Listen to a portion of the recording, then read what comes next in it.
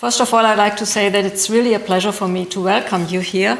It's a pleasure in two ways. It's personally a pleasure because you're also a Japanologist, and it's just nice to have another one from my discipline here. And I think, well, the other reason that I'm very pleased is that I think you're a very good keynote speaker for this conference because of your diverse research interests, especially your studies about identity and your maybe comparative look on this question, because we don't have too many people speaking for, right now, I think, for non-European regions here, which is wrong, sorry. We had Kazakhstan today and South Africa, sorry. Anyway, I was wondering how can I introduce Florian Coulmas, and I think I'll start with the institutional belonging, which is the University of Duisburg-Essen, at which he is, wait, I have the wrong paper, a senior professor for Japanese society and social linguistics at the Institute of East Asian Studies and Faculty of Social Sciences. Is that right? Yes. You belong to two faculties? No, one faculty, social science. Ah, okay. I thought it's in addition. You've been a professor at this university since 1999, which is a long time, with an interruption of 10 years, in which he was the director of the German Institute for Japanese Studies in Tokyo. In this institute, he, established a project on demographic change in Japan, which resulted in various diverse research projects about, for example, the impact of Japan's aging population on economics, politics, or notions of happiness. Okay, let's turn to your not institutional but academic belonging, which is a little bit more difficult to describe, I think, because you have so many different interests. And already the question, are you a sociologist or a linguist, is not as easy to answer as I thought it would be. So I would say maybe you're all of it. You're a sociologist and a linguist and also a Japanologist. And this diversity of disciplines or interests is also reflected in your publications, which cover, as I said before, the topic of identity. So your last, as far as I know, last publication is Ich, Wir und die anderen, das Zeitalter der Identität, from last year. And in the same year, you published a book on Die Kultur Japans, the culture of Japan, which I like very much because you also look at everyday culture, not only at so-called high culture, as many Japanese introductions to Japanese culture do. Another book on identity, a very short introduction, or Das Zeitalter der Identität. But then you also published on an introduction to multilingualism, language in the changing world, so there's also linguistic studies, writing and society. And I think this mixture of interest is maybe well represented in the research project you are doing now on language, migration and happiness of Chinese, Japanese and Turkish communities in Germany, which raises the very interesting question, I think, whether the maintenance of one's native language as a migrant is important for personal or individual happiness. So I'd like to finish this introduction. No, I'd also like to mention that you not only publish academic writings, but you also write essays for newspapers or publications for the wider public, which I think is very important because all these are topics that are really important for societies. So, to finish this introduction, before I asked you, and sorry, but I have to mention this, what do you think are your three most important academic achievements or realizations? No, I think it's achievements. And you said one is the book you wrote about time, the understanding of time in Japan, Japanische Zeiten, it's called. Interestingly, I found two different subtitles. One said Eine Ethnologie der Vergänglichkeit, another one said Kleine Ethnologie der Vergänglichkeit. I don't know. That's a mistake. It's Eine. Okay. So this is one of his, for him, most important achievement. And the other one is a book called Guardians of Language, 20 Voices Through History, in which he conducted interviews with 20 people of various regions and various eras of time, and asked them how do they argue for the maintenance of their respective language. So I'm looking forward to this paper, and I'll let you speak.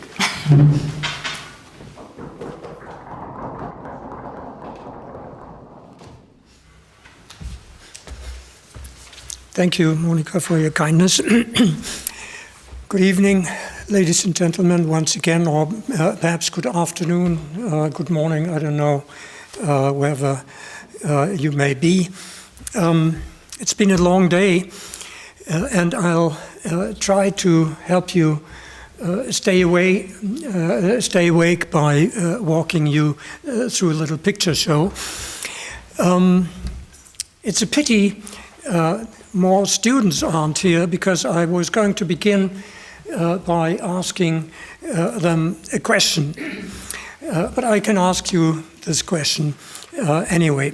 The question is, suppose you were traveling and by some mishap you lost your handbag or your briefcase. What would be worse? That your smartphone is gone or your passport? Now, I'm not going to ask you to raise your hands because I know the answer. I wouldn't be a university professor if I didn't know the answer of questions that I ask the public. But keep this in mind. A passport is so important. It tells you, and more crucially, others, who you are, where you belong. Does it not? It establishes your identity. Today, I should add and emphasize, because that has not been so always, and surely will not be so forever. My grandmother had a passport, but did she have an identity? If I had asked her, which never crossed my mind, she would probably have looked at me incredulously. Identity, schmentity, what are you talking about? I'm Greek, as you know, from Constantinople, referring to her native city by its then long-established name, Istanbul, would never have occurred to her. I don't really want to talk about my grandmother. This is just to put things into perspective. My grandmother had a passport which she valued highly because it enabled her to travel, but no identity. In any event, she wouldn't have spent much thought about it, let alone worry about it. You, on the other hand, or say people of the younger generations, you have a smartphone and any number of identities about which some of them, rightly or wrongly, worry a great deal. If what I'm saying is at least partly right, then we should be asking ourselves, how come? This is something about the essence of humanity, right? We are not talking about fashion trends, or are we?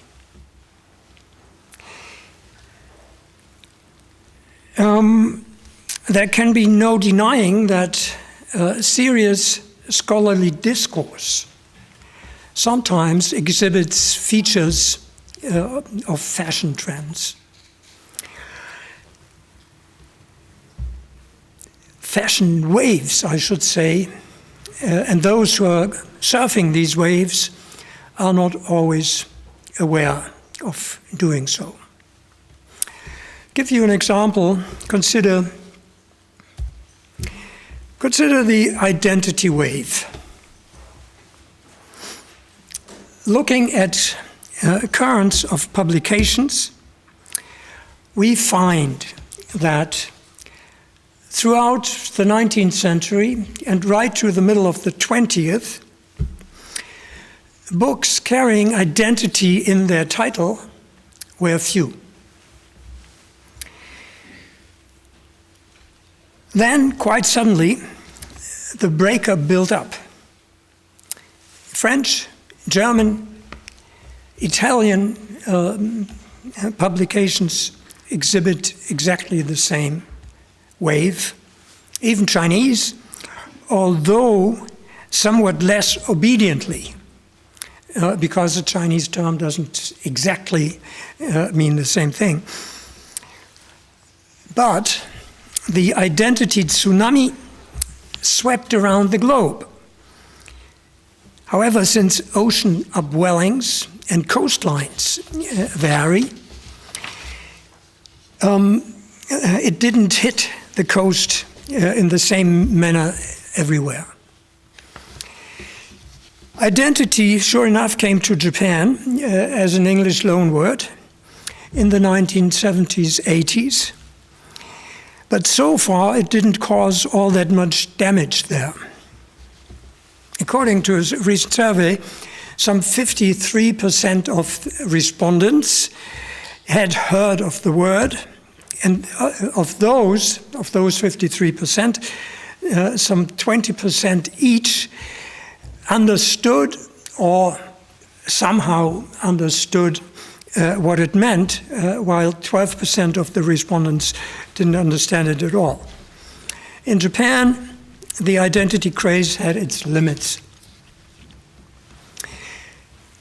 My grandmother in Japan should alert us to the fact that unlike what good students of logic have learned, namely that identity is something immutable, about one and the same object corresponding to itself in all its features, that it is not.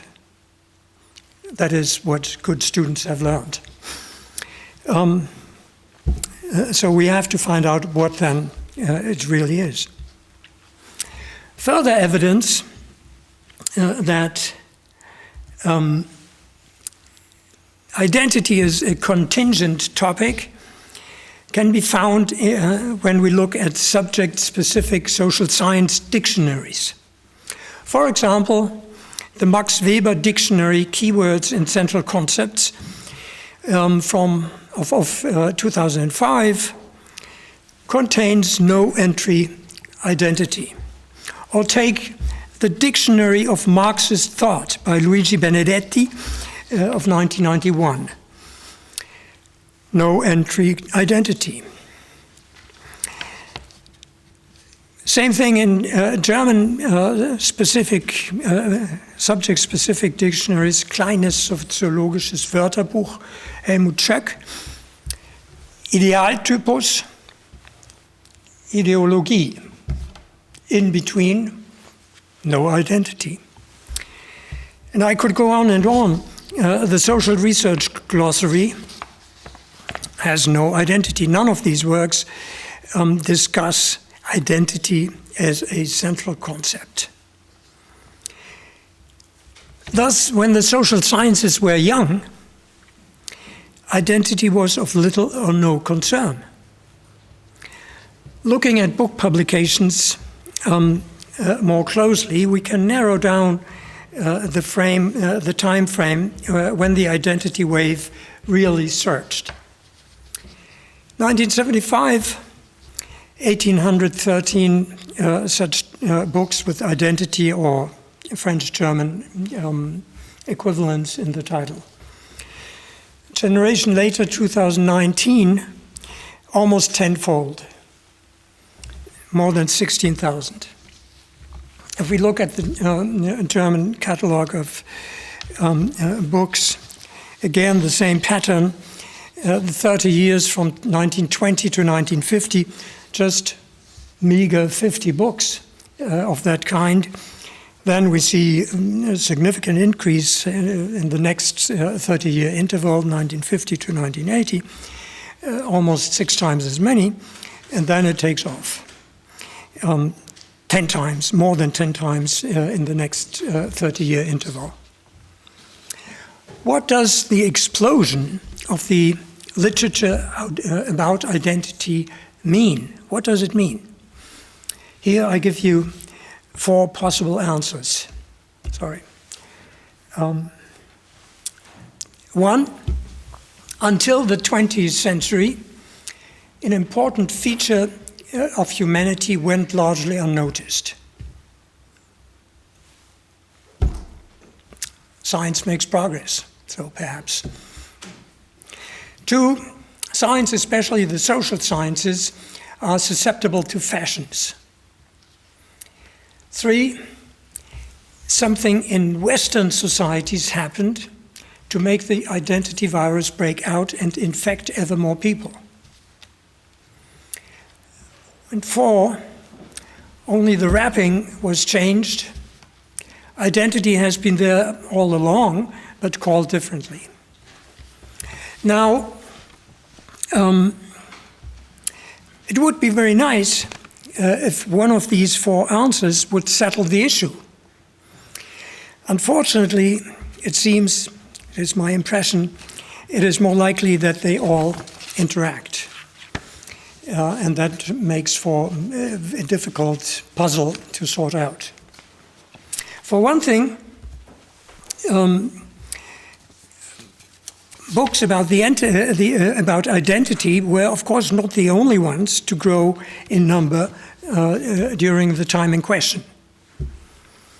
Rather, for some time in the 20th century, book production and consumption grew exponentially, closely related, of course, to the spread of literacy. That's no surprise. Without considering the difficult question of whether or to what extent the number of books about identity grew at a higher rate than books generally. That's very hard to figure out, but without considering this, we can at least note that education is an important variable in the process. The higher their level of education, the more people are concerned with identity. Is that it? Maybe. There's something to it, to be sure. However, high levels of education do not necessarily foster preoccupation with identity. As you may or may not know, the OECD's PISA education assessment, the PISA study, in the study, East Asian countries regularly outrank Western countries, but their concern with identity is much less. So here we are with another unresolved problem. What then is identity? Again, I'll give you some suggestions, some possible answers. Identity is what I was born with. It is what I made of myself, what I can't get rid of, what I'd like to be, what I am. That which distinguishes me from all relevant others. That which unites me with all relevant others. A social science construct. An 11-cipher code. A DNA profile. A necessary prerequisite of modern life. A scientific fashion. A fetish. A fiction. A narrative, a story. Just like other stories, for example, money, God, nation, race, and add some others if you like.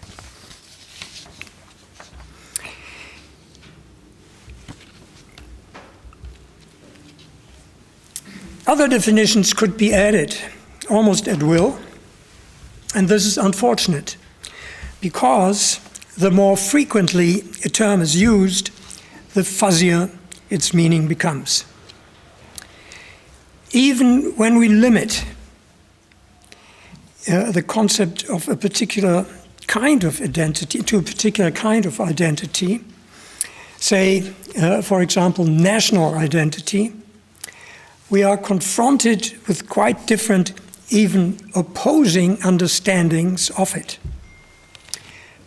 German romanticists, famously, John Herder, for example, wanted to see the nation as a natural cultural development whose spirit was enshrined in the language. Whereas French historian Ernest Renan, preceding constructivism by about a century, held that national identity existed only, the nation existed only by virtue of the will of a group of like-minded people. Un plébiscite de tout le jour is what he said about what a nation is. And he underlined the fact that one should not confuse race with language. So within a very closed space of Western Christian tradition Europe, absolutely opposing definitions of one particular and very important kind of identity. Should we then regard identity, national or otherwise, as a linguistic issue only, remembering Humpty Dumpty's insight? When I use the word identity, Humpty Dumpty said in rather scornful tone, it means just what I choose it to mean, neither more nor less. The question is, asked Alice, whether you can make words mean so many different things. The question is, said Humpty Dumpty, which is to be master. That's all. Well, I find this quite convincing. Humpty Dumpty only partly helps us to come to grips with the problem of identity, namely by alerting us to the fact that it may be a conceptual or linguistic problem rather than a substantial one. This is further corroborated if we consider the number of languages in historical perspective. Number of languages. Since Herder's time, the number of languages in the world increased by a factor of almost 40. Are there then 40 times as many languages today than there were in the 18th century? Or are there many more languages recognized as such now than then? That's the question. The number of people walking this planet increased in parallel with the number of languages. What does that mean? It could mean what an enlightened 19th century linguist observed, that is, Jacob Grimm, one of the fairy tale brothers Grimm, who noted that, languages do not obey rigid eternal natural laws like light and gravity, but human freedom fostered by the flowering strength of peoples or held down by their barbarity. Everything testifies to their being products of human endeavor and work. So much for the natural identity invested in language. When people want to speak a language, or to put it differently, when they want to form a speech community, they can do it. Consider Catalan. Do you know Catalan? That is, speech forms somewhere between Castilian and Italian. Catalans wouldn't like me to say this because they want Catalan to be a proper language. Or take, some of you here know this, take Afrikaans. Until early in the 20th century, known as Kaaps Nederlands, a South African variety of Dutch. At some point, its speakers had enough of being looked down upon because of their uncouth dialect, decided to call it Afrikaans, established a language academy, as any respectable language should have, and 50 years later built a huge language monument with tons of concrete. Now, that is constructivism in the proper sense of the word. What the example of Afrikaans teaches us is that, among others, identity is about discrimination. And of course we all know that because there is hardly a speech community where people are not in one way or another mocked because of their strange accent, be it foreign or of a different dialect, incomplete proficiency, or individual peculiarities such as a lisp. Discrimination. The lines of discrimination shift, which brings us back to education. When literacy was limited to clerics and a thin elite of schooled people, the number of languages used in writing was also limited. As a matter of fact, those that had a literary form were languages, as opposed to dialects, patois, gibberish, or something else uncivilized. General education changed that, promoting as it did in many countries the ideology of the national language throughout the state's population. This was a double-edged sword, offering participation to minorities on one hand, and disparaging their languages as less worthy on the other. In this day and age, the tension between these two poles has not yet been resolved, but for the sake of identity, the pendulum is nowadays swinging in the direction of recognizing the rights of speakers of minority languages. One of the reasons for this is the high value attributed in the tradition of European Enlightenment to equality. If we believe in equal rights, then why should the language of the majority be privileged over those of minorities? This is a contentious political question that I will just mention, but not discuss here, for there is another issue regarding language and identity that should be mentioned. The trouble with language is it can be learned and thus lose its potential as a seemingly natural, innocent marker of difference. Languages do not exist but by virtue of the people speaking them. The speakers of a language know that, and they maintain certain ideas about speaking their language, what the speaking of their language implies, that have nothing whatsoever to do with language.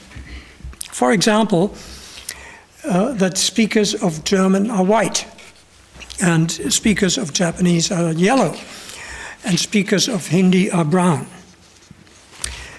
There is, admittedly, some inductive evidence for these assumptions, but nothing at all in terms of categorical divisions. And things change. So the presumptive tie of language and skin color dissolves into thin air. For English, French, and notably Dutch, thanks to post-colonial demographic backflow, this process is relatively advanced. In other parts of the world, correct me if I'm wrong, particularly in Eastern Europe, this is not so.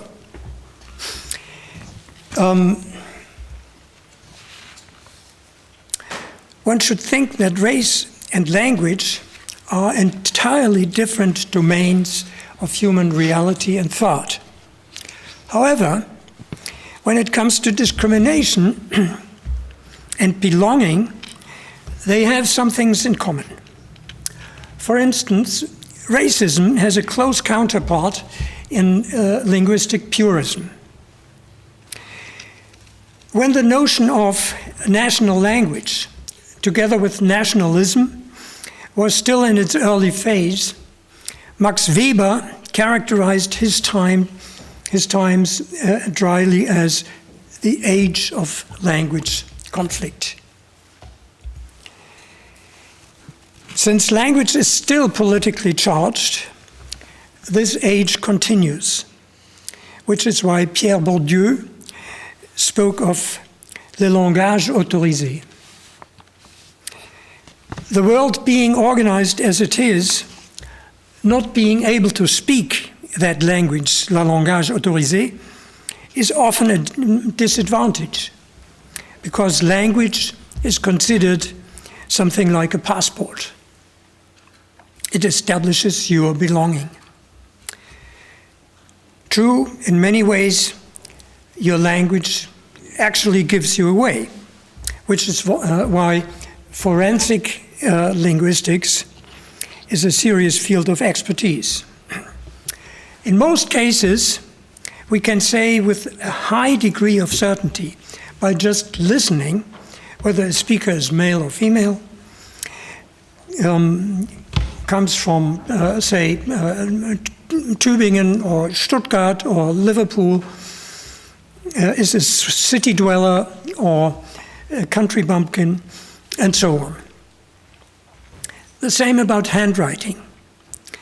From a handwritten text, experts can infer a writer's gender, age, level of education, which is why writers of extortion letters used to use newspaper cutouts.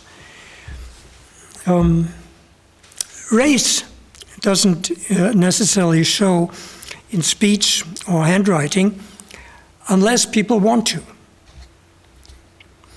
In the United States, where this has been studied extensively, African American vernacular English is a race-based variety.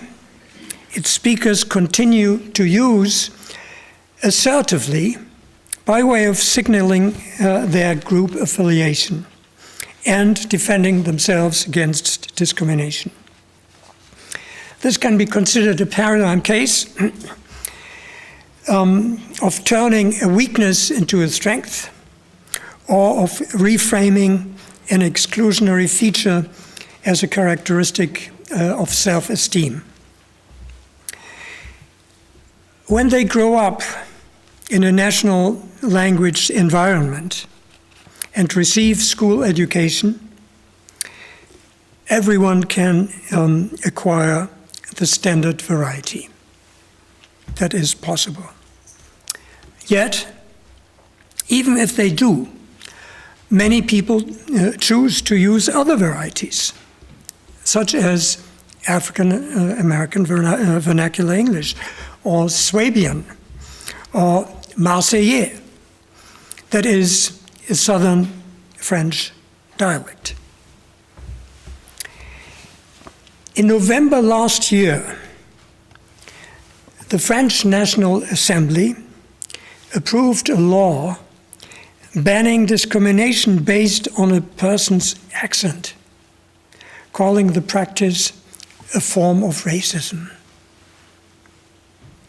Violating the new law carries the risk of a maximal fine of 45,000 euro or 3 years imprisonment. The incident that triggered this extraordinary piece of legislation was a press conference by politician Jean-Luc Mélenchon. When a journalist with a thick southern accent asked him a question, he responded by asking what that means, mimicking the journalist Toulouse enunciation. Clearly, Monsieur Mélenchon hadn't read the signs of the times and was living in the past when every Frenchman knew that French, that is to say, proper Île-de-France French, was the most sophisticated, most beautiful, and most highly developed language of the world. Another way of saying, le langage autorisé. Besides being impolite, Mélenchon committed a sin no politician can afford to commit nowadays. He ridiculed someone's identity. That was not just stupid, but unforgivable. Whatever your identity may be, if you can credibly ascertain that somebody denigrated it, you have won. Nowadays, identity is a knockdown argument in any battle. But it can take strange turns. As Marieke Lucas Reinfeldt unexpectedly found out. Marieke Lucas, who carries 2 first names to reveal their non-binary gender, is a distinguished Dutch poet who the Amsterdam publisher Meulenhoff in March this year decided should be the translator of Amanda Gorman's forthcoming collection, The Hill We Climb. Gorman became world famous instantly after reciting a poem at Mr. Biden's inauguration ceremony in Washington this year. 2 young poets, recognized for their accomplishments, a perfect match, one should think. Except that Reinfeldt had a defect that couldn't easily be corrected. They is white. When Meulenhoff's choice of translator was made public, voices were raised in the Dutch press and more so in the social media, asking why a black translator had not been charged with the task. Reinfeldt resigned immediately from the job. They would have liked to do, because they would not want to be implicated in this kind of quarrel. Reinfeldt has my sympathy and respect. However, that does not resolve the problem of identity gone astray. In this particular case, race and language intermingle, and individual and collective markers of identity. Other features that work at the personal and group level include religion, and writing system. The world would be much simpler and presumably have fewer conflicts if there was only one each. However, humanity seems to be too big a group to belong to, or should I say to identify with. But does humanity at large differ in this regard very much from, say, nations? Why this should be so, I'm not at all sure. But an important implication is that in the face of insisting on small-scale identities, the call for egalitarianism, equal rights, and the rule of reason that sounded so promising when Jean-Jacques Rousseau pronounced it has lost its appeal.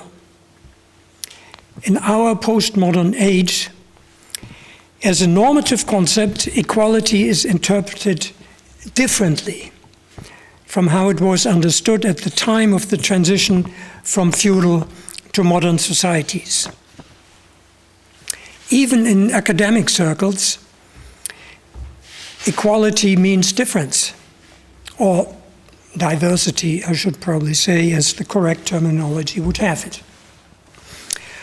My university, like many others, celebrates a diversity day and employs a staff of several people responsible for diversity.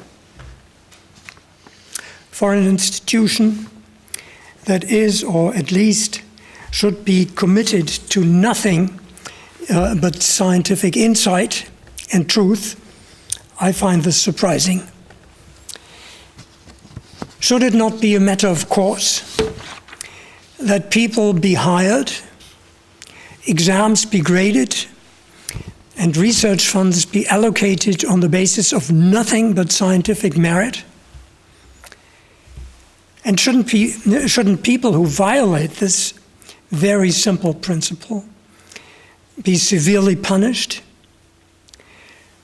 Should students and employees' gender, race, ethnicity, religious inclination, and so forth play any role at all? Should not science be immune to the identity virus? Unfortunately, identities are not just what could be considered non-essential characteristics that can and should be ignored in a context like this, but are invested with privileges and disadvantages that provide reason for conflict. Excuse me.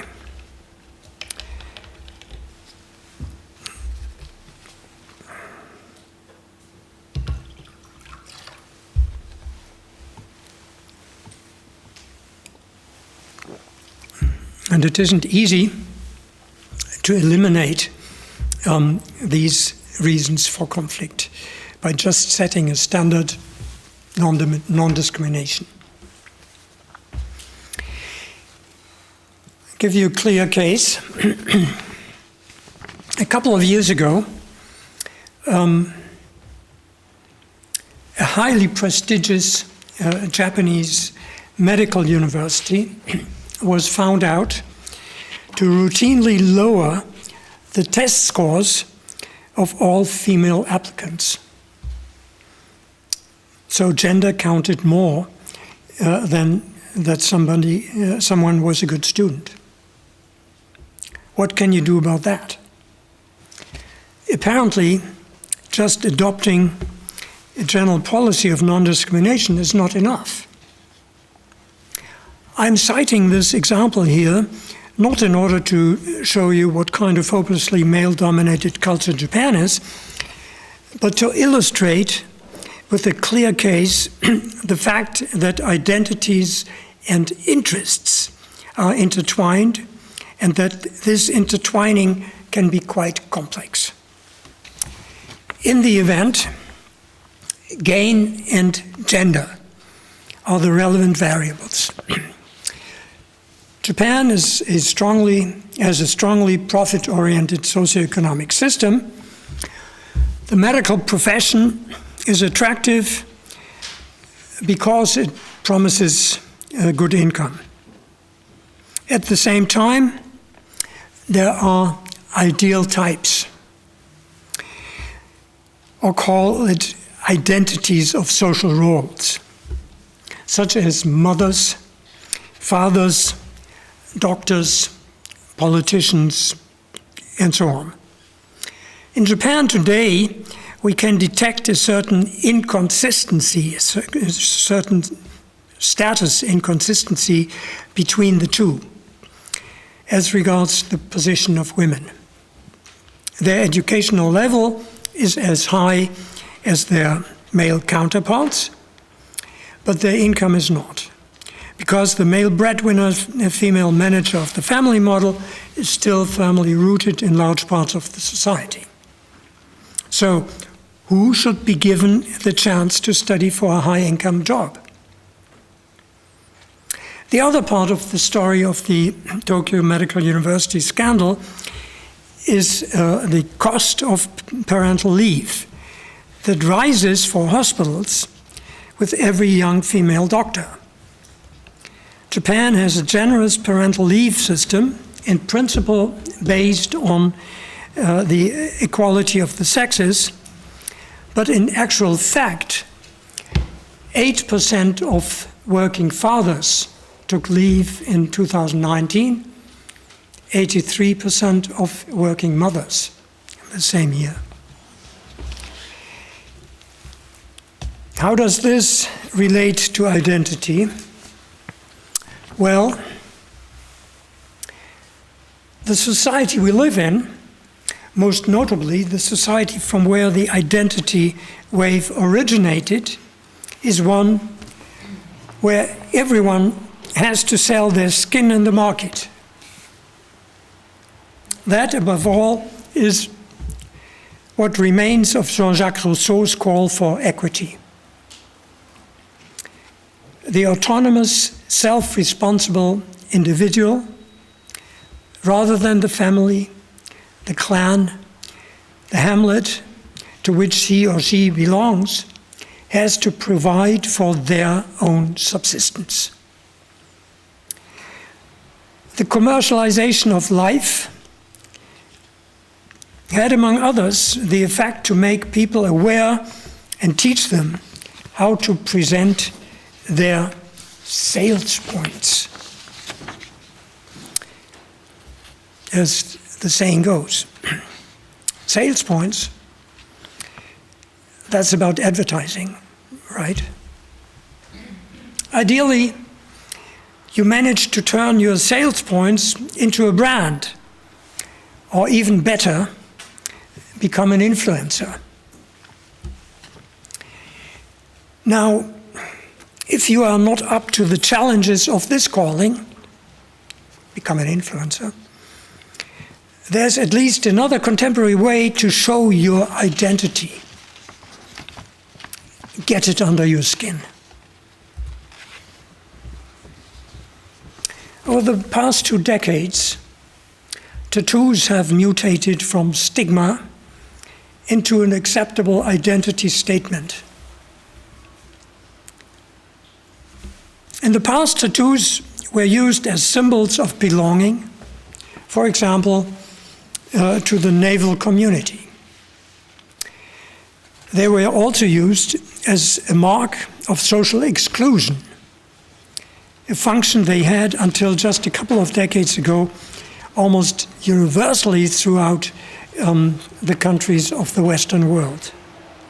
In Japan, they were an unmistakable sign of belonging to an organized crime syndicate. Then they became an expression of uniqueness, and the industry was able to convince ever more people that expressing their identity required a tattoo. The younger, the more. Marketing. successful marketing. This brings us a step closer to answering the question why identity seems to be and therefore is so important nowadays. So far, I've pinpointed two factors that combine to make identity a critical aspect of contemporary life. One, protection from discrimination by associating with the group as collective identity. And two, pursuit of economic interest by advertising one's sales points as individual identity. A third factor that needs to be reckoned with is that which over the past 3 decades has changed our life more than anything else: the big digital. Take as just one indication influencer marketing. It is no revelation that without digitalization of everyday life, the influencer would not exist, as wouldn't many other things, such as, for example, identity theft, online identities, internet persona, online threats, internet fraud, e-commerce, online dating, online hate speech, online group therapy, and on and on. The internet is a new domain of receiving and exchanging information, presenting oneself, and associating with others. It is controlled by various political and economic agents in ways previously unknown in other social domains. It would be a great mistake to dismiss the digital turn as merely a technical issue. Has the postman, the bank clerk, the airline ground staff in pre-digital times ever asked you to display your fingerprint, which used to be, and together with retina and face scans, still is the ultimate proof of personal identity? Most millennials do not raise an eyebrow about this, and many use their fingerprint to access their mobile devices, thus making it available to one of the internet giants and through them to government agencies. Many people of my generation find it appalling that private profit-oriented companies would ask their customers to submit and thus control such personal data on their digital device. The generation gap in this regard is indicative of the massive social change that has taken us in a very short time from cogito ergo sum to TikTok ergo sum. Should we assume that adopted internet identities will have no effect on online gamers' identity? Those who are doing this, I mean online gaming, on a regular basis, perhaps for several hours a day, their smartphone isn't a dispensable tool, but rather an extension of themselves. Much, much more important than a passport. We are only beginning to understand what this implies for individual and group identities.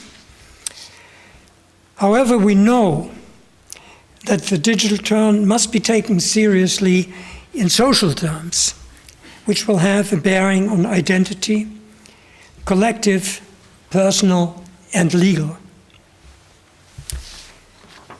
The United Nations declares legal identity for all including birth registration by 2030, as one of its sustainable development goals for advancing the 2030 agenda committed to leave no one behind.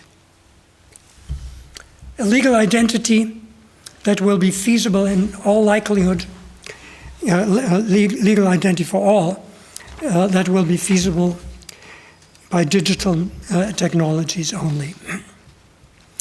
The United Nations, thus, in a sense, takes up the old ideal of equity that extends to humanity as a whole. The commitment to leave no one behind refers to individual identity, but in this way may promote, once again, the notion of a human identity.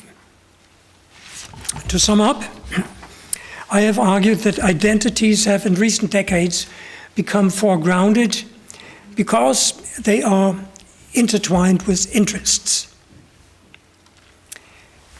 Identity, as the notion is understood today, is as suitable for inclusion as for exclusion.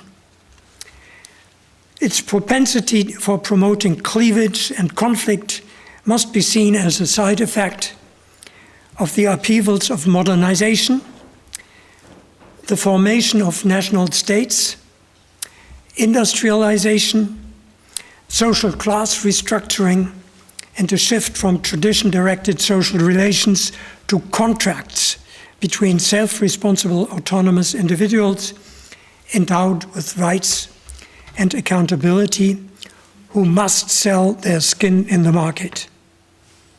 I have highlighted three aspects of identity that I consider particularly relevant today: discrimination and defense against it, self-marketing, and shaping our existence in the new domain of cyberspace. How these three aspects interact and which one of them is more important are questions I cannot answer here, but are perhaps worthwhile discussing in the course of this conference or on other occasions at the Center for Interdisciplinary and Intercultural Studies. Thank you for listening.